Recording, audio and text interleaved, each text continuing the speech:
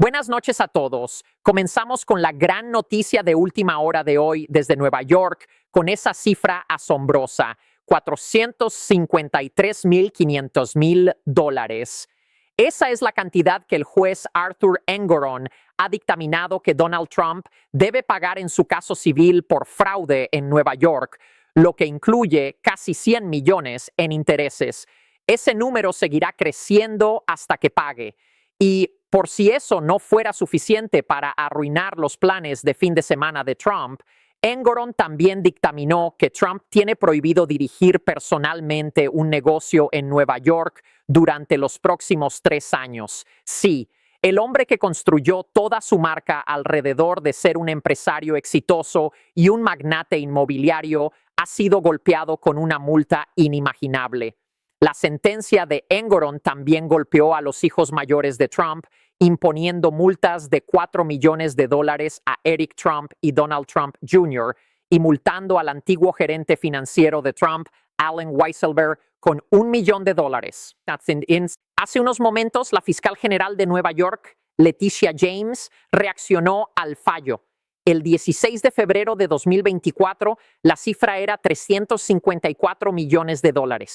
Tras un juicio de 3 meses después de una investigación de 1 década y 4 años de litigio, el juez Arthur Engoron del Tribunal Supremo del Estado de Nueva York había emitido su veredicto final en el caso civil de fraude contra Donald Trump.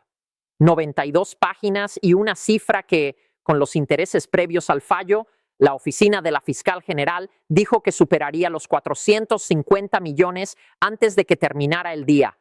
La sentencia golpeó a Trump, a sus hijos y a su empresa con sanciones financieras y restricciones comerciales que observadores legales calificaron como la sanción corporativa más significativa en la historia del estado de Nueva York.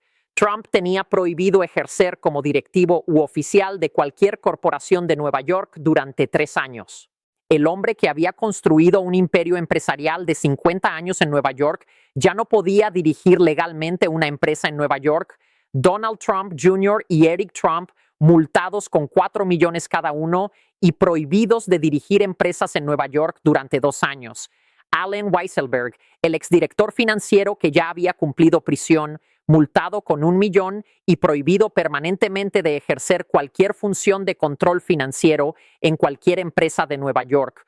Un monitor financiero independiente, ya instalado, fue ampliado por 3 años más. Se instalaría además un nuevo director de cumplimiento independiente dentro de la organización Trump. Leticia James se acercó a los micrófonos. Donald Trump podrá haber escrito El arte del trato, dijo, pero perfeccionó el arte del robo. Este fraude de larga duración fue, según sus palabras, intencional, flagrante e ilegal. Trump, hablando desde Mar-a-Lago, dijo que tenía que pagar una multa por haber construido una empresa perfecta. Llamó al fallo una sentencia ilegal y antiestadounidense. Dijo que apelaría y lo hizo, pero la historia de lo que ocurrió después no fue lo que nadie esperaba. Donald Trump podrá haber escrito El arte del trato, pero perfeccionó el arte del robo. Este fraude de larga duración fue intencional, flagrante e ilegal. Hoy estamos responsabilizando a Donald Trump. Lo estamos responsabilizando por mentir, hacer trampa, carecer de arrepentimiento y por ignorar las reglas que todos debemos cumplir. Si somos honestos, este fallo no es sorprendente, dado que antes de que comenzara el juicio en octubre, Engoron ya había determinado que Trump era responsable de inflar fraudulentamente el valor de sus propiedades para obtener mejores condiciones en préstamos y seguros. Engoron había rechazado prácticamente todos los argumentos de la defensa. Los contadores no tenían la responsabilidad principal.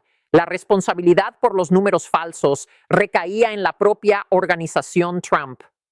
Los descargos de responsabilidad en los estados financieros no protegían a los acusados. Si algo, los perjudicaban, porque confirmaban que los bancos confiaban en los números presentados. La debida diligencia de los bancos no importaba. Contrapartes sofisticadas también pueden ser víctimas de fraude. Y el hecho de que todos los préstamos se hubieran pagado no era relevante. El fraude ocurre en el momento en que se presentan declaraciones falsas, no en el momento del impago. Estas conclusiones formaron la columna vertebral de los argumentos en apelación que luego producirían un resultado parcialmente favorable para Trump. Pero el 16 de febrero de 2024, todos habían fallado. El fallo del 16 de febrero fue la culminación de algo que no comenzó con una demanda, sino con una audiencia del Congreso. Un momento en febrero de 2019, cuando Michael Cohen, ante el Comité de Supervisión de la Cámara de Representantes, describió bajo juramento cómo la organización Trump había pasado años inflando el valor de sus activos cuando quería mejores condiciones de préstamo y reduciéndolos cuando quería pagar menos impuestos. Cohen no era un testigo simpático. Acababa de ser condenado por varios delitos, incluidos pagos ilegales de campaña y mentirle al Congreso. Su relación con Trump se había roto después de su condena y Trump lo había insultado públicamente llamándolo rata, mentiroso y débil. Los abogados defensores gastarían gran parte del juicio atacando su credibilidad, pero Cohen llevó algo que superaba su credibilidad personal: documentos, estados financieros reales de la organización Trump con los números impresos. Una audiencia del Congreso se convirtió en el registro probatorio que la oficina de James dedicaría años a desarrollar. Leticia James había sido elegida fiscal general en noviembre de 2018. Durante su campaña había llamado a Trump un presidente ilegítimo y dijo que usaría todas las áreas de la ley para investigarlo. Los defensores de Trump afirmaban que eso demostraba que el caso era una cacería política desde el principio. La oficina de James respondió que los políticos investigan a sus adversarios todo el tiempo y que lo importante era si la evidencia respaldaba las acusaciones. Ella afirmaba que sí, absolutamente. Su oficina abrió la investigación civil en marzo de 2019, un mes después del testimonio de Cohen. Durante 3 años, su equipo revisó millones de páginas de documentos de la organización Trump, bancos, aseguradoras y firmas contables. Entrevistaron a más de 65 testigos, contrataron expertos financieros. Lo que encontraron y lo que describieron en la demanda de septiembre de 2022 fue un patrón que abarcaba una década completa. Estados financieros anuales presentados a bancos y aseguradoras que describían una cartera de propiedades con valores miles de millones superiores a lo que cualquier tasación profesional hubiera respaldado. Los mismos métodos inflados año tras año. Comenzar con el número que Trump quería y buscar la forma de justificarlo. La demanda nombró a Trump, sus hijos Donald Jr., Ivanka y Eric, al ex CFO Allen Weisselberg, al excontralor Jeffrey McConney y a 10 entidades de la organización Trump. Ivanka fue retirada después como acusada debido al estatuto de limitaciones. Los 6 restantes fueron a juicio. Engoron ya había emitido su fallo más importante antes del juicio. El 26 de septiembre de 2023, dictaminó que Trump había cometido fraude como cuestión de derecho. La evidencia era tan clara que ningún juez razonable podría llegar a una conclusión diferente. Ese fallo estableció la responsabilidad incluso antes de que un solo testigo declarara. El juicio, del 2 de octubre al 11 de enero, determinaría los otros cargos: falsificación de registros comerciales, conspiración, fraude de seguros y las sanciones apropiadas. Lo que Engoron escribió el 16 de febrero fue el producto de los 4 meses de testimonios. Las 92 páginas completas. La primera línea de su análisis describió a Trump y sus coacusados como mostrando una falta de arrepentimiento que rozaba lo patológico. Y esas ni siquiera fueron las palabras más duras. Escribió que los fraudes saltan de la página y conmocionan la conciencia. Dijo que los testigos expertos de Trump habían perdido credibilidad al insistir que los estados financieros eran apropiados, estados que él ya había determinado que contenían errores obvios. Acusó a los acusados de intentar convencer al tribunal de no creer lo que ven sus propios ojos. Concluyó que ellos continuarían cometiendo fraude a menos que sean judicialmente restringidos. Y esa frase a menos que sean judicialmente restringidos, justificaba las prohibiciones comerciales. Sobre los números, Engoron ordenó $354,868,768 en devolución de ganancias, el beneficio económico obtenido mediante fraude entre 2014 y 2021. Esa cifra era menor que los 370 millones solicitados por James, pero estaba construida propiedad por propiedad, transacción por transacción, usando una metodología financiera específica que la defensa había combatido intensamente. La lógica era así. Trump presentó estados financieros inflados. Los bancos, confiando en ellos, le ofrecieron mejores condiciones, intereses más bajos, tarifas menores, covenants más favorables. La diferencia entre lo que pagó y lo que habría pagado honestamente era un beneficio económico obtenido mediante fraude y debía devolverse. No era una multa, no era un castigo, era simplemente el dinero que no debía tener. El componente más grande provino de los préstamos obtenidos del Deutsche Bank.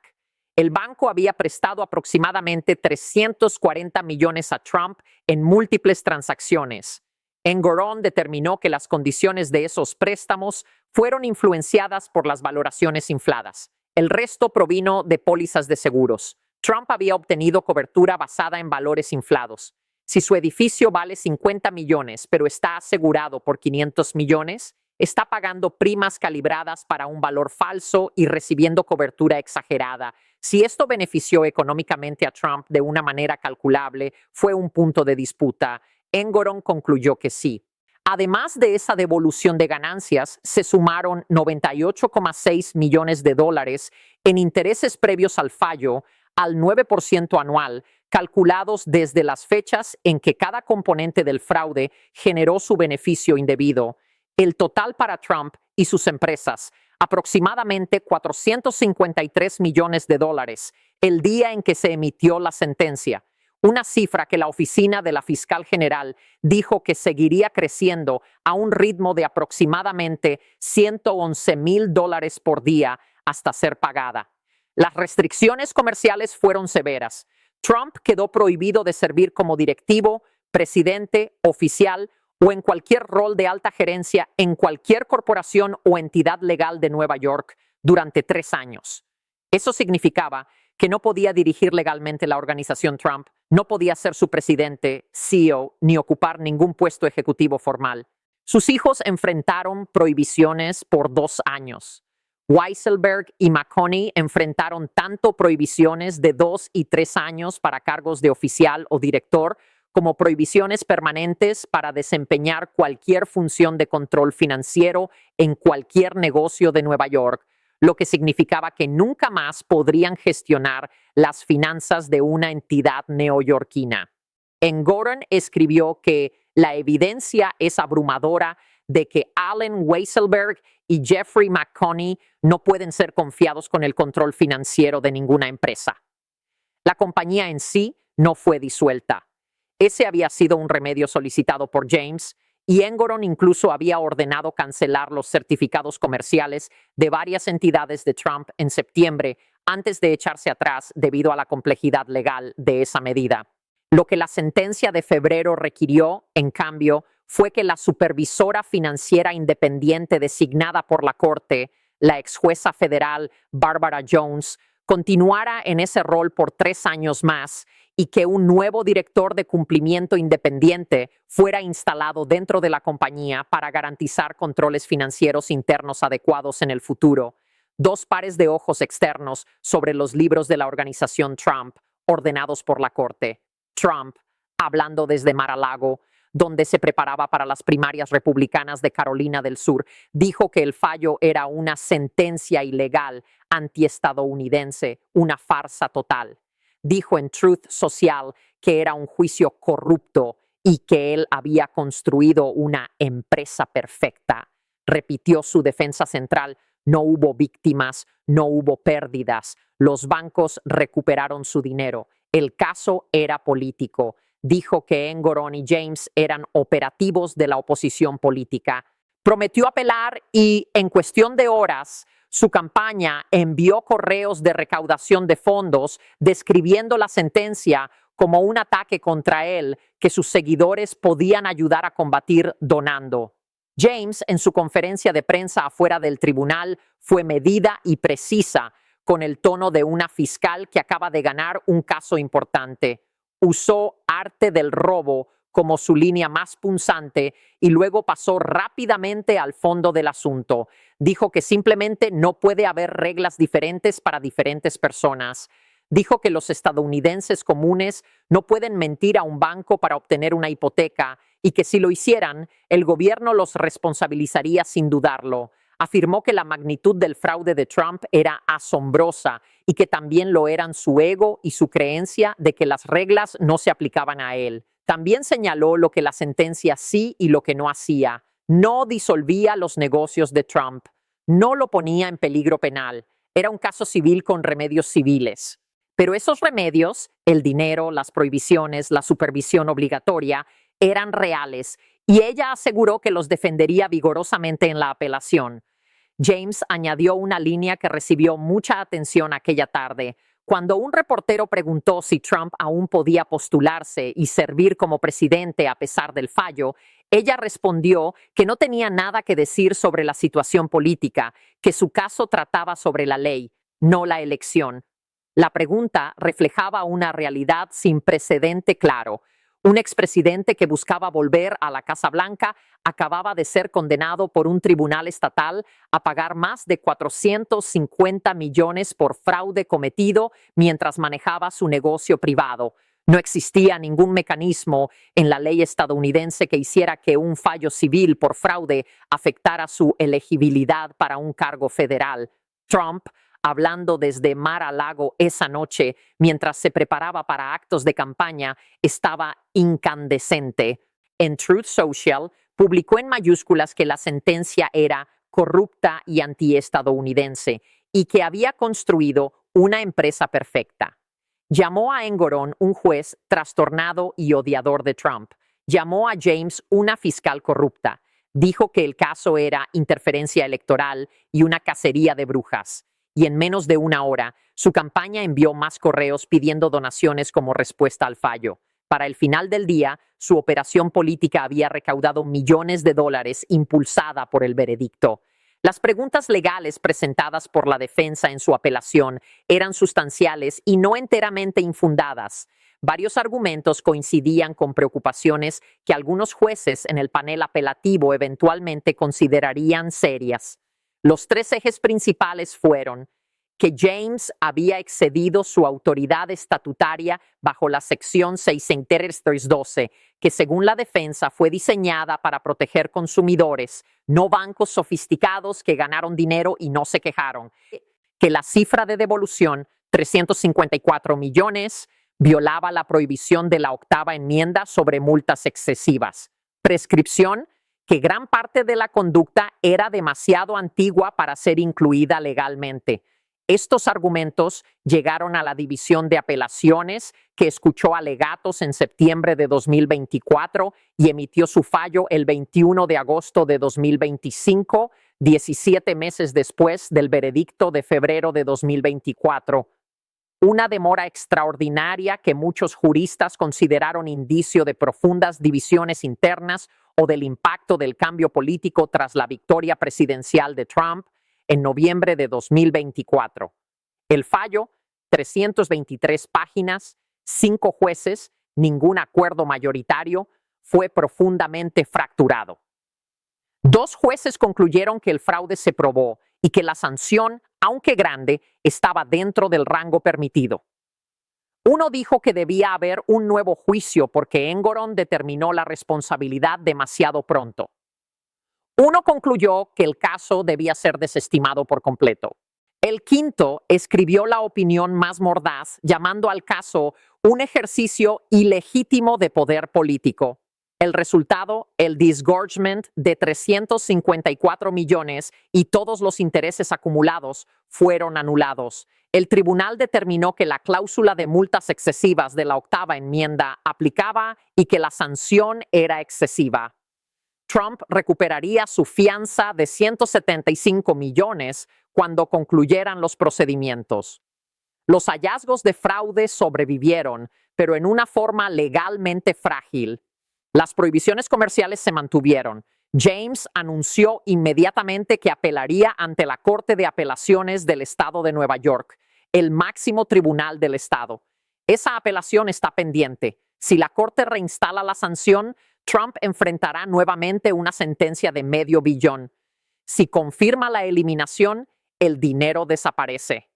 Si ordena un nuevo juicio, el caso empezará otra vez con Trump en la presidencia, planteando cuestiones de inmunidad aún no probadas legalmente. Lo que Engoron escribió el 16 de febrero de 2024 en sus 92 páginas fue un recuento judicial exhaustivo de cómo se ve un patrón de fraude financiero de 10 años cuando está totalmente documentado, totalmente litigado y totalmente analizado. Su lenguaje conmociona la conciencia, roza lo patológico, niega la realidad. Fue inusualmente fuerte para un fallo civil. Reflejó no solo una conclusión legal, sino moral, que Trump y sus coacusados no solo cometieron fraude, sino que llegaron al juicio fingiendo que no lo era. La Corte Apelativa mantuvo los hallazgos de fraude y la evaluación de credibilidad del juez. Los testimonios de Trump y sus hijos no fueron creíbles. El de Michael Cohen sí lo fue, pero el panel no pudo acordar si la sanción era proporcionada. La investigación del Departamento de Justicia contra Leticia James, abierta después de que Trump regresó a la presidencia, añadió una capa inesperada. El presidente de Estados Unidos, cuyo departamento investiga a la fiscal general que lo había procesado civilmente, mientras la apelación de ese caso sigue pendiente.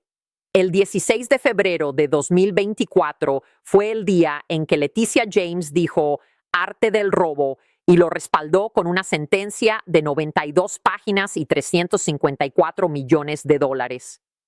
Lo que ha ocurrido desde entonces es la historia de cómo funciona la ley cuando la persona a la que busca responsabilizar vuelve a convertirse en la persona más poderosa del país. La Corte de Apelaciones de Nueva York tendrá la próxima palabra. Si será la última es una pregunta completamente distinta.